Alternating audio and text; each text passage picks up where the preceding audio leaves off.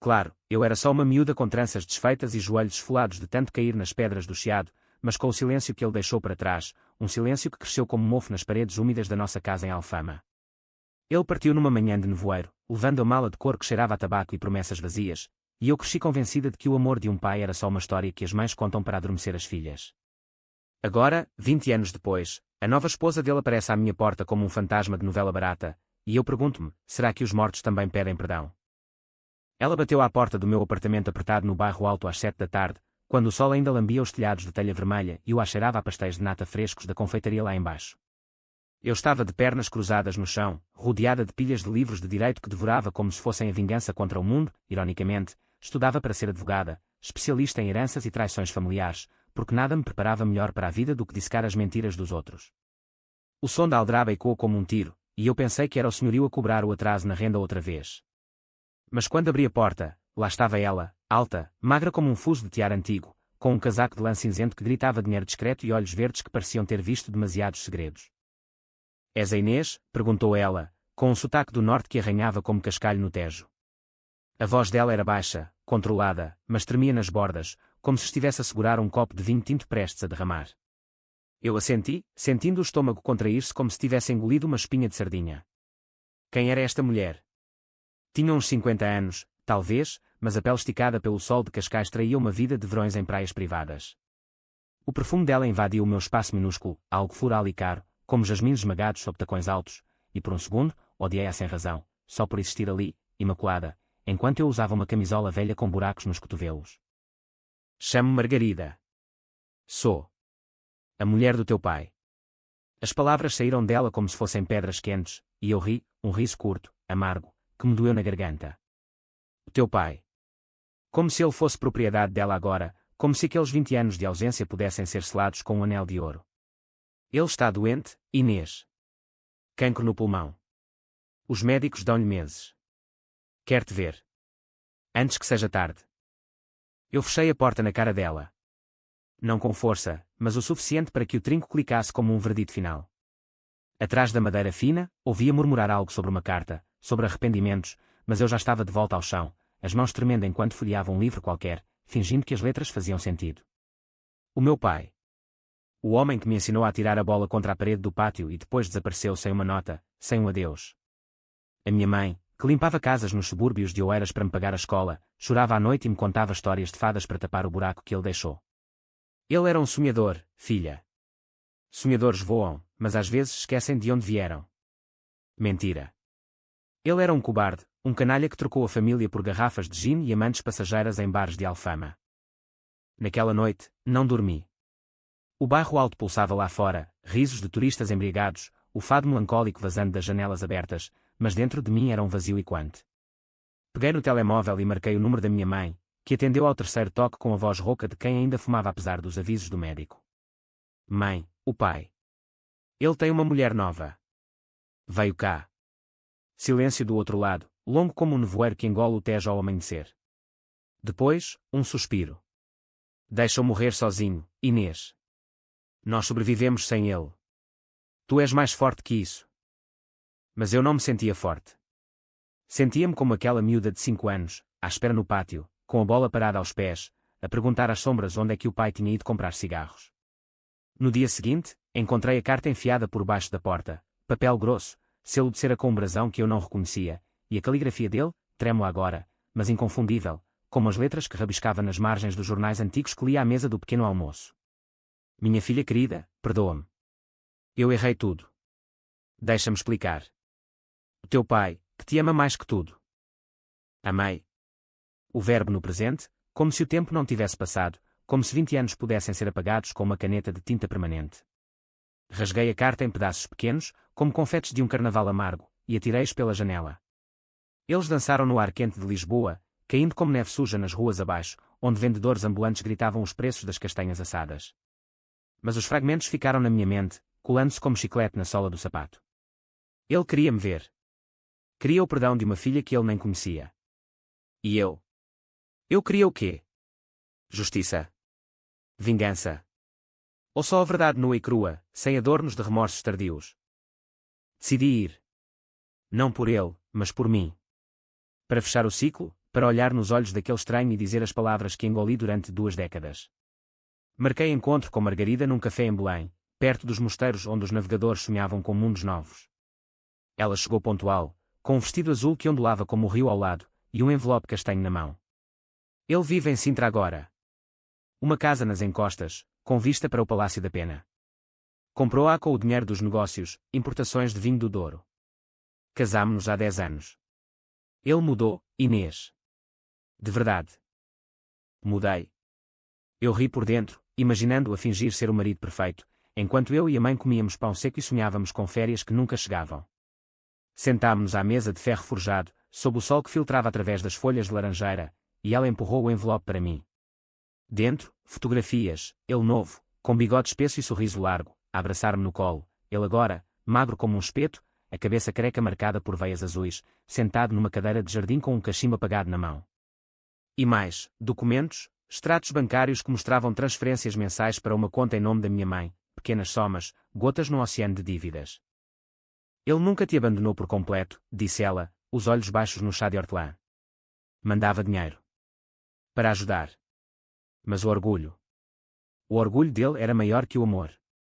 Orgulho. A palavra queimou-me como aguardente na garganta seca. O orgulho dele custou-nos a casa em Alfama, vendida para pagar as contas do hospital quando a mãe adoeceu de pneumonia. O orgulho dele custou-me a infância sem pai nas festas da escola, a explicar às amigas que ele era marinheiro, uma mentira que eu repetia até acreditar. Diz-lhe que vou, respondi, dobrando as fotos com cuidado, como se fossem granadas prestes a explodir. Mas não por perdão. Por fecho. O comboio para Sintra chacoalhava como os meus pensamentos, subindo as colinas verdes salpicadas de névoa. Lisboa ficava para trás, com os seus tramos amarelos e o bulício eterno, e eu sentia-me exposta, como uma concha partida na praia da Ericeira. Margarida sentou-se ao meu lado, tagarelando sobre os jardins da casa, rosas trepadeiras, um pomar de laranjas maduras, mas eu mal ouvia. Na minha cabeça, revivia memórias fragmentadas, o cheiro do seu aftershave misturado com o sal do mar quando me levava à praia de Cascais, a forma como ele assobiava fados antigos enquanto afiava a navalha, o dia em que partiu, beijando a minha testa e prometendo, volto antes do jantar, minha princesa. O jantar veio e foi, e com ele os anos.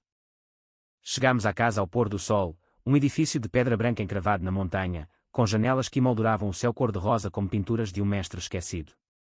O ar era fresco, carregado de eucaliptos e terra molhada, e o som distante de um riacho murmurava promessas de paz que eu sabia serem falsas.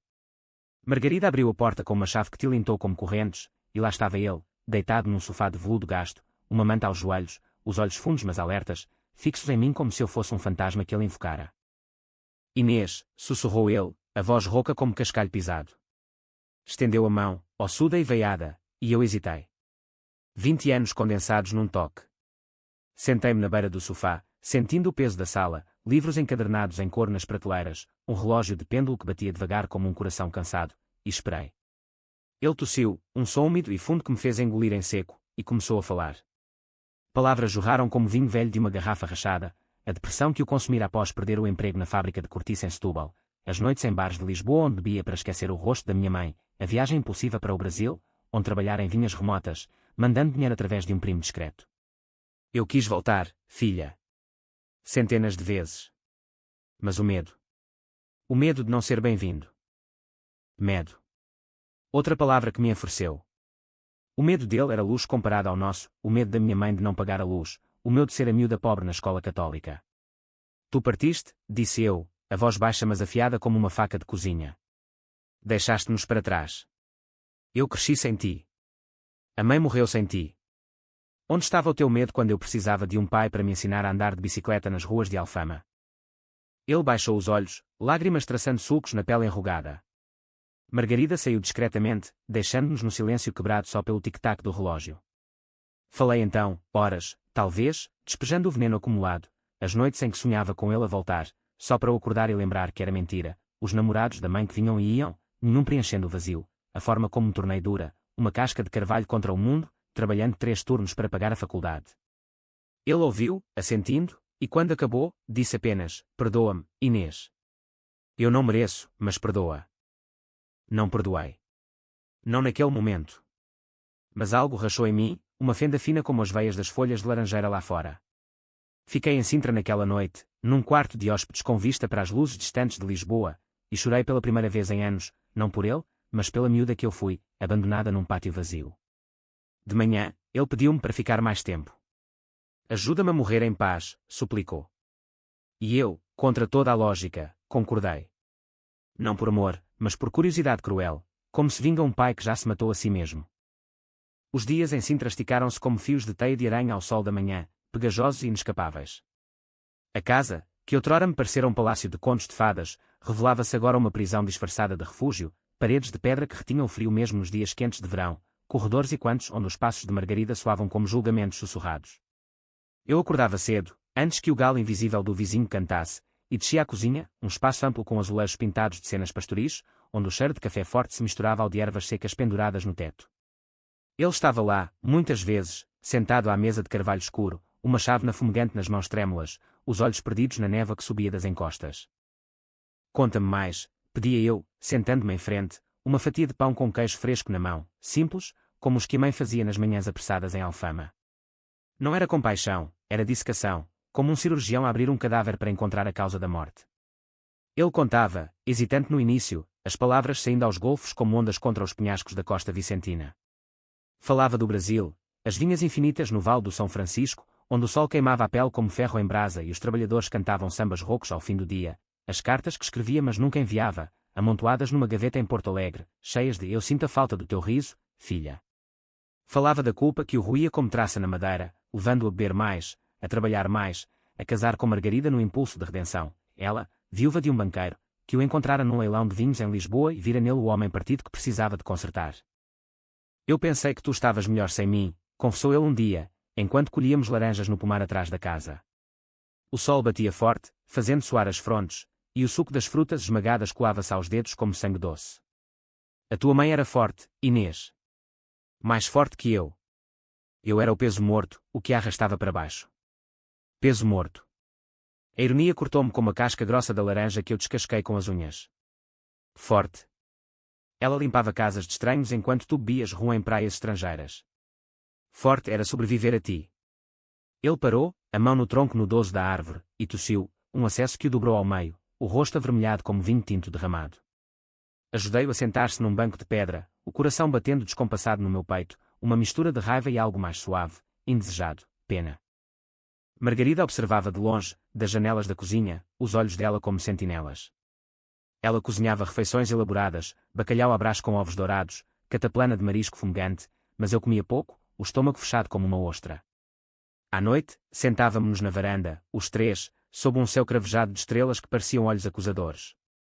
O ar de Sintra era puro, carregado de pinheiros e flores silvestres, mas eu sentia o peso da montanha pressionando o peito.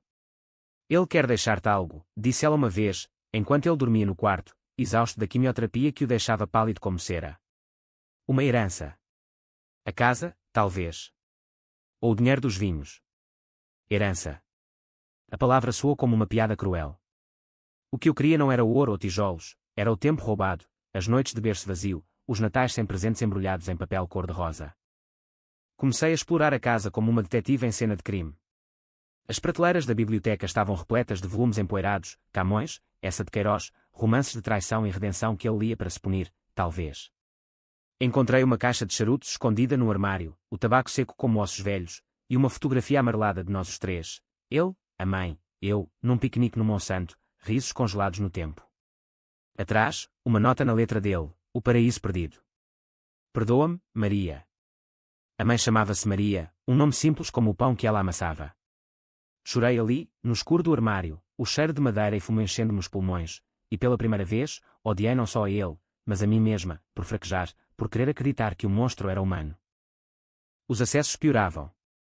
Uma manhã, encontrei-o no chão da casa de banho, vomitando bilis amarela no azulejo frio, o corpo convulsionando como um peixe fora de água. Chamei Margarida, que correu com toalhas e comprimidos, os lábios apertados numa linha fina. É o fim, murmurou ela, enquanto o limpávamos, as mãos dela firmes nas minhas, uma aliança inesperada na lama do sofrimento. Ele acordou horas depois, fraco mas lúcido, e pediu-me para ler-lhe um livro, Os Maias, ironicamente, a saga de uma família amaldiçoada por segredos. A minha voz ecou na sala, descrevendo amores proibidos e quedas sociais, e ele sorria debilmente, os olhos fechados, como se as palavras fossem bálsamo na ferida aberta. Mas à noite, sozinha no quarto, a vingança fervia em mim como caldeirada no fogo alto.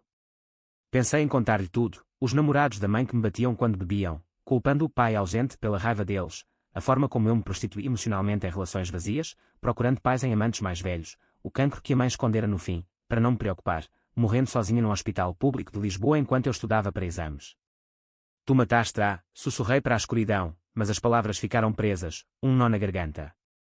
Em vez disso, comecei a gravar as conversas dele num telemóvel escondido, confissões sussurradas sobre dívidas antigas, uma filha legítima no Porto, o dinheiro que escondera em offshores para proteger a família. Proteger. A palavra ecoava como um eco zombeteiro.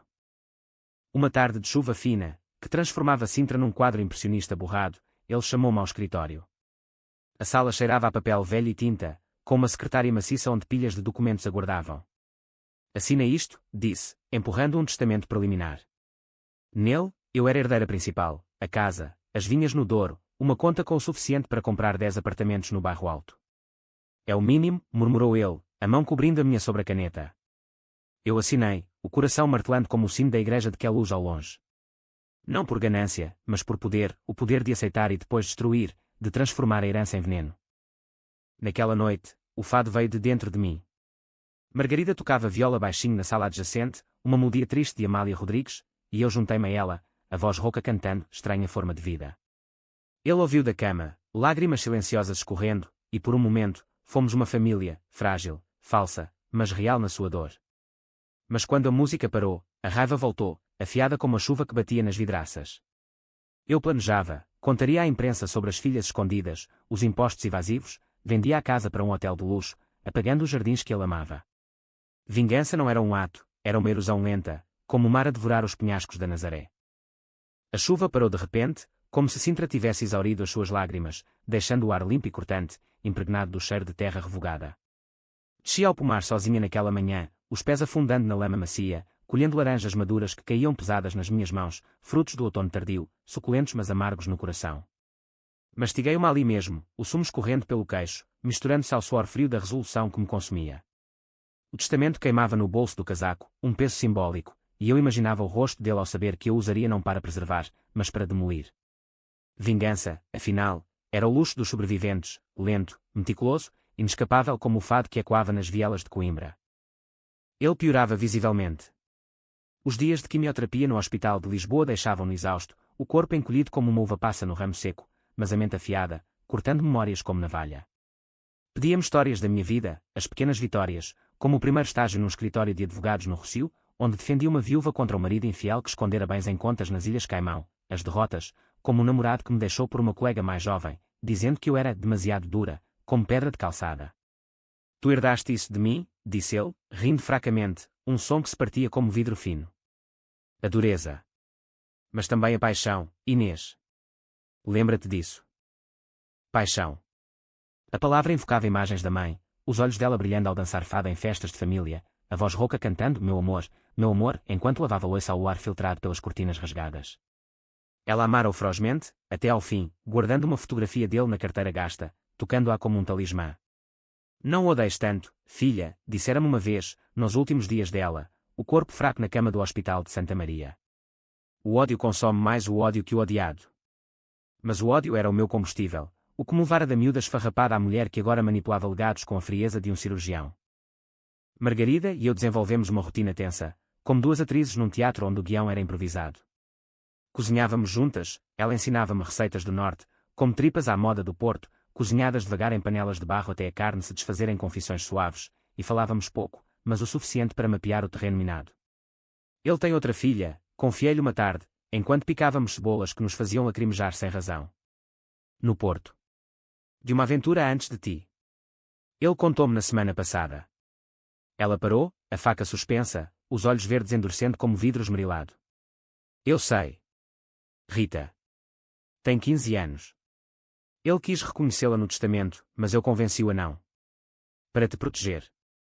Proteger. Novamente a palavra, como um mantra falhado. Proteger-me de quê? De partilhar o que ele me deve. A conversa rachou algo entre nós. Naquela noite, enquanto ele dormia sob sedativos, discutimos na cozinha, vozes baixas mas afiadas como facas de cozinha. Tu queres vingança, Inês. Eu vejo nos teus olhos. Mas ele ama-te. Mudou por ti. Mudei. Ri alto, o som ecoando nas panelas penduradas. Mudo. Ele casou contigo por conveniência, Margarida. Uma viúva rica para tapar os buracos da alma. E agora, usa-me como redenção final. Ela empalideceu, as mãos apertando o balcão de granito português, veias de quartzo correndo como rios de raiva contida. Eu amei-o, cuidei dele quando ninguém mais o faria. Tu? Tu vens agora, colhes os frutos podres e vais embora. Fui embora, sim, mas não para Lisboa. Apanhei o autocarro para o Porto, sozinha, o bilhete comprado com o cartão de débito que ainda cheirava a plástico novo. A viagem foi um borrão de autoestradas cinzentas e vinhas esparsas, o Douro serpenteando ao longe como uma veia azul no corpo da nação. Cheguei à cidade ao anoitecer, o céu tingido de laranja como vinho do Porto envelhecido, e procurei a Rita, a meia-irmã que eu nunca quisera. Encontrei o endereço nos papéis que roubara da secretária dele, um prédio modesto na Ribeira, com varandas de ferro forjado que rangiam ao vento do rio. Bati à porta de um apartamento no terceiro andar, o coração um tambor de guerra. Abriu uma rapariga magra, com olhos castanhos iguais aos meus, herança do traidor, e um miúdo de cola ao quadril, choramingando baixinho. Quem és? Perguntou ela, a voz cautelosa como um gato de rua. Inês. A filha mais velha. Do mesmo pai. O choque no rosto dela foi um espelho do meu, 20 anos antes, olhos arregalados, lábios entreabertos como se o ar se tivesse tornado espesso. Convidou-me a entrar, o espaço apertado cheirando a leite azedo e pão torrado, paredes descascadas pintadas de azul desbotado. Contou-me tudo, enquanto o miúdo mamava num biberão, os dedinhos agarrados à camisola dela. O pai aparecera há 2 anos, depois de uma carta anónima, talvez de Margarida, quem sabe, trazendo presentes baratos e promessas sussurradas. Ele vem esporadicamente. Dá dinheiro para o bebê. Mas some-se quando pergunto pelo passado. Some-se. O padrão eterno. Mostrou-me fotografias, ele, mais robusto então, abraçando-a num café da Baixa, o sorriso dele falso como notas de propina. Queres vê-lo? Ele fala de ti às vezes. Diz que és a que ele perdeu. Perdi. A palavra doeu como sal numa ferida aberta. Fiquei no Porto 3 dias, hospedada num albergue barato perto da Torre dos Clérigos, caminhando pelas ruas de granito onde o vinho escorria das caves como sangue de uvas esmagadas. Com Rita, tece uma aliança frágil, partilhámos histórias de ausência, de mães solitárias, a dela, uma empregada de mesa no Majestic, que morrera de um ataque cardíaco no ano passado, deixando-a sozinha com o filho. Vamos confrontá-lo juntas, propus, e ela assentiu, os olhos flamejando com o fogo que eu conhecia bem. Vingança partilhada é vingança duplicada, pensei, enquanto o comboio me levava de volta a Sintra, o Douro desfocando-se na janela como memórias embaçadas. Ele notou a mudança em mim quando regressei, os olhos mais duros, a voz mais firme. Onde foste? Perguntou, da cama onde jazia, uma infusão de camomila na mesa de cabeceira. Resolver assuntos pendentes, respondi, sentando-me ao lado dele, a mão no joelho ossudo. Lembra-te da Rita? A tua outra filha. O rosto dele contorceu-se, uma máscara de dor e vergonha. Como? Eu sei de tudo, pai. As cartas, o dinheiro escondido, as vidas que construíste em segredo enquanto nós apodrecíamos. Ele tentou falar, mas a tosse levou-o, um vendaval que o deixou ofegante, suplicante. Perdão, Inês. Eu era fraco. Mas amo-vos a ambas. Amo. Presente novamente, como se bastasse. Naquela noite, revelei o plano a Margarida, na varanda sob a lua cheia que banhava as encostas em prata líquida. Vamos expor tudo. Ao público, aos credores. A casa, as vinhas, tudo à luz do dia. Ela riu, um som seco como folhas mortas. Tu és como ele. Cruel no fundo. Talvez. Mas a crueldade era a armadura que ele negara, junto com os olhos castanhos e o gosto por fado. O Douro chamava-me como um amante antigo, as suas curvas sinuosas de vinhas em socalcos convidando a uma descida que eu sabia ser perigosa. Convenci-os a irmos, ele, eu, Rita e o miúdo, com Margarida relutante ao volante do Mercedes antigo que rangia nas estradas estreitas.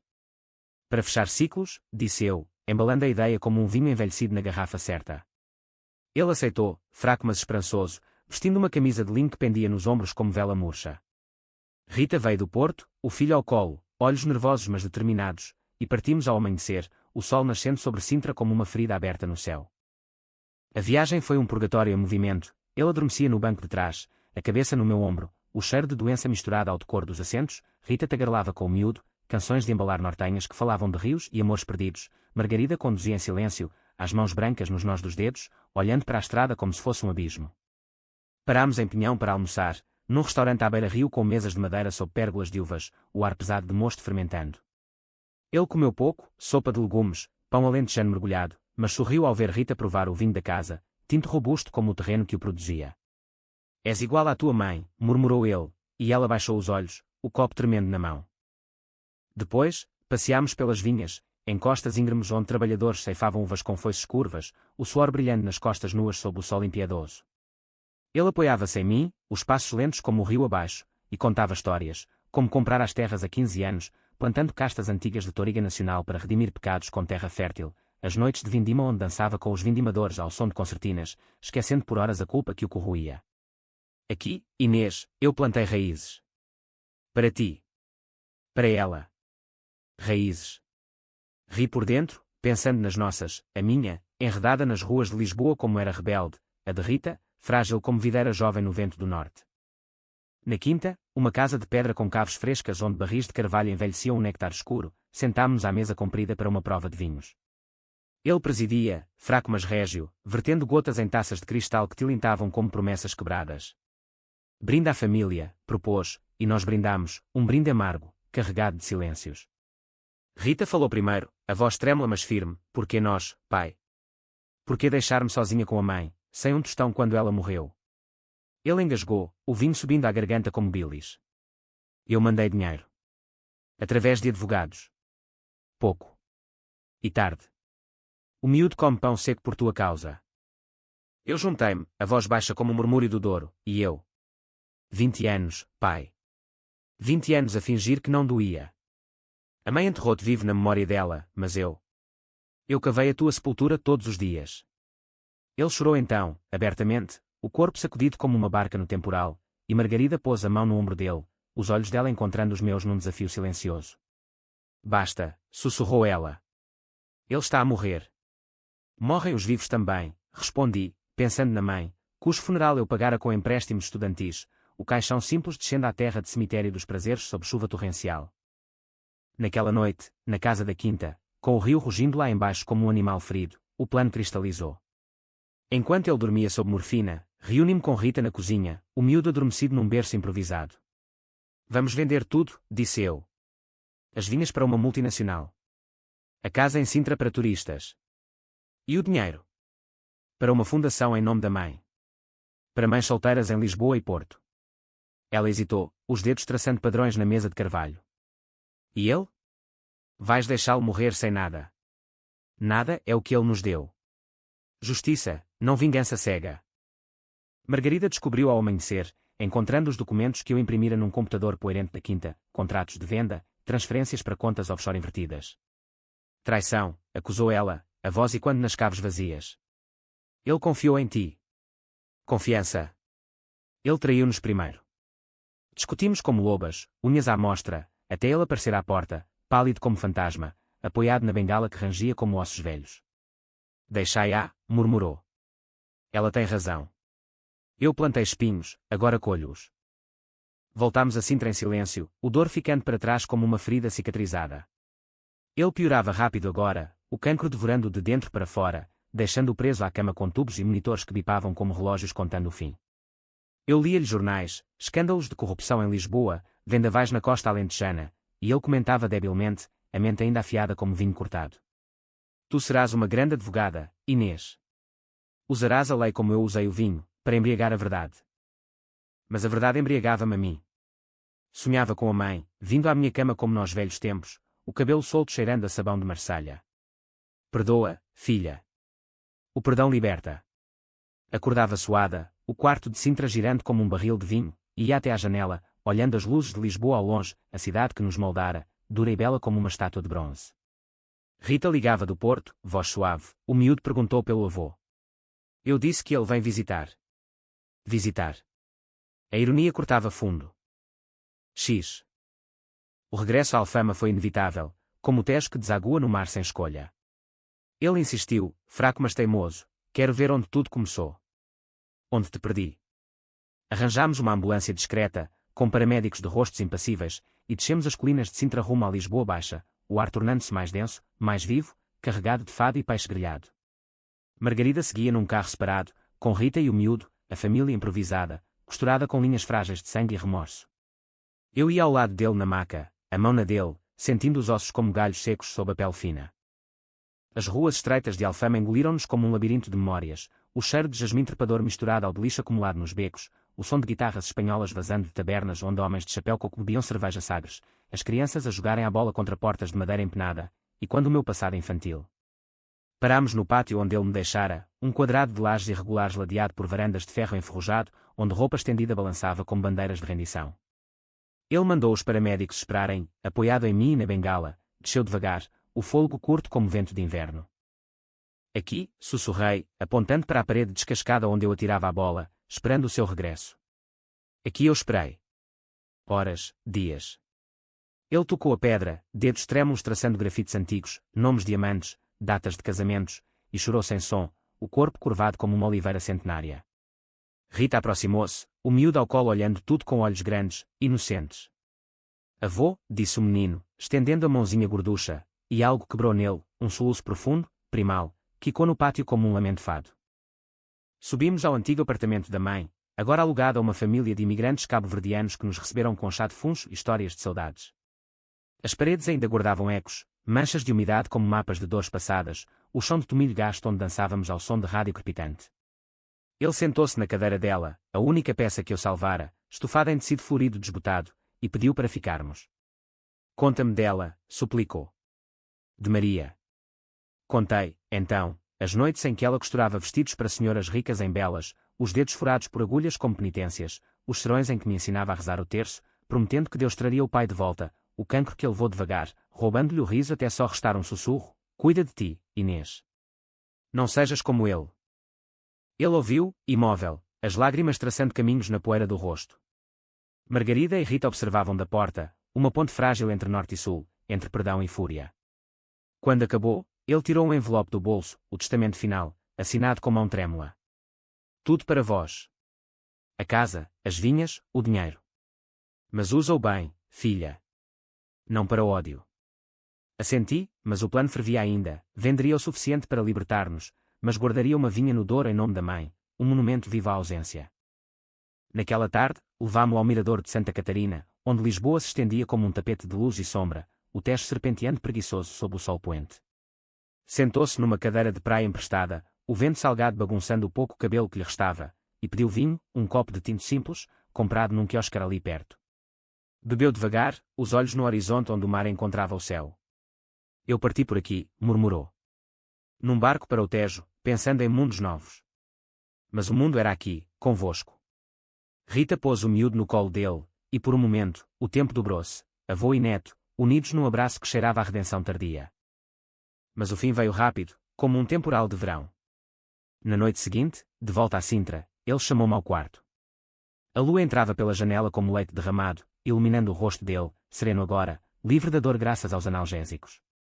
Perdoa-me, Inês, sussurrou, a mão na minha. Eu amo-te. As palavras, tão simples, racharam a muralha que eu erguera. Chorei com ele, o corpo colado ao dele na cama estreita, sentindo o coração dele bater fraco contra o meu. Eu perdoo, menti, ou talvez não, talvez o perdão fosse isso, uma rendição quieta à humanidade falha. Ele partiu ao amanhecer, o bip dos monitores transformando-se em linha reta, o quarto enchendo-se de paramédicos e sussurros. Margarida abraçou-me, forte como uma irmã perdida, Rita chorou baixinho, o miúdo dormindo alheio ao vazio. Enterrámo-o em Sintra, num cemitério com vista para as montanhas, a campa simples coberta de rosas do pomar. O padre falou de redenção, mas eu ouvi só o vento nas árvores, sussurrando segredos antigos. Os meses seguintes foram um nevoeiro de papéis e sombras legais, como um caso que eu defenderia no tribunal do Terreiro do Paço, herdeiras disputando um legado manchado de segredos. O testamento foi homologado sem contestação, Margarida assinou como testemunha, os olhos vermelhos mas firmes, prometendo metade das vinhas no Douro como paz entre nós. Vendi a casa de Sintra a um investidor americano que a transformaria em boutique-hotel, os jardins de rosas pavimentados para piscinas infinitas, um ato de vingança poética, apagando o refúgio dele com o barulho de turistas embriagados. O dinheiro fluiu como o Tejo em cheia, paguei dívidas antigas, comprei um apartamento modesto no Chiado, com varanda para o Castelo de São Jorge, e fundei a Fundação Maria, apoio a mães solteiras em bairros como Alfama e Moraria, bolsas para filhas que sonhavam com direito sem o peso da pobreza. Rita mudou-se para Lisboa, o miúdo agora chamando-me tia Inês, com um sotaque nortenho que derretia o gelo no meu peito. Geríamos as vinhas juntas, descendo ao Douro nos fins de semana, pisando uvas com pés nos enlagares de granito, o sumo escuro subindo como risos libertados. Ele teria gostado disto, disse ela uma vindima, o sol batendo nas costas enquanto ceifávamos cachos pesados. Talvez. Ou talvez não, os mortos não opinam, só ecoam nas garrafas que envelhecem nas caves frescas. Margarida visitava esporadicamente, trazendo vinhos envelhecidos e histórias de leilões em Londres, onde vendia as relíquias dele, charutos cubanos, pinturas de mestres portugueses. Ele deixou-te uma carta final, disse-me um dia, no café de Belém onde nos encontramos pela primeira vez, o pastel de nata derretendo no prato como memórias amolecidas. Abriu o envelope ali, sob o sol filtrado pelas folhas, as palavras dele traçadas com tinta fraca. Inês, minha filha, a vida é um rio, curva-se, engana, mas sempre deságua no mar. Obrigado por me trazeres de volta, mesmo na dor. Amei meu lugar. Amar. O verbo final, imperativo. Eu amava, agora, não ele, mas a vida que herdara, marcada mas fértil como as encostas do Douro após a chuva. Voltei à Alfama nas noites de fado, sentando-me em tabernas esfumaçadas onde guitarristas dedilhavam cordas como veias expostas, cantando lágrimas de orvalho com uma voz que já não tremia de raiva. Namorei um advogado do escritório, um tipo calmo de Setúbal com mãos firmes e riso fácil, que me ensinava a soltar as rédeas sem medo de abandono. Tu és como o Tejo, disse ele uma noite, abraçando-me na ponte 25 de abril ao pôr do sol. Profunda, mas fluida. Um ano depois, na Vindima, plantei uma vinha nova no Douro, castas de toriga misturadas com alicante boucher, uvas escuras como segredos revelados. Rita e o miúdo ajudaram, as mãozinhas dele sujas de terra, rindo enquanto cavávamos sulcos na encosta. Margarida veio, trazendo o cachimbo dele como talismã, e brindámos com o primeiro vinho da colheita anterior, tinto robusto, com notas de cereja e terra molhada, amargo no fim mas doce na memória. A vingança, percebi, era um vinho jovem, picante, inebriante, mas passageiro. O perdão era o envelhecimento, lento, transformador, deixando apenas o essencial. O meu pai partira 2 vezes, na juventude, e na morte, mas deixara sementes que agora floresciam em mim, em Rita, no miúdo que corria pelas vinhas gritando, família. Lisboa pulsava ao longe, eterna indiferença, mas eu, Inês, a filha do ausente, encontrara o meu porto, não em heranças de pedra, mas em raízes cavadas com as próprias mãos. E assim, sob o céu do Douro cravejado de estrelas, ergui a taça ao ar, brindando ao fantasma que nunca partira de todo. À vida, sussurrei. Às sombras que nos fazem luz.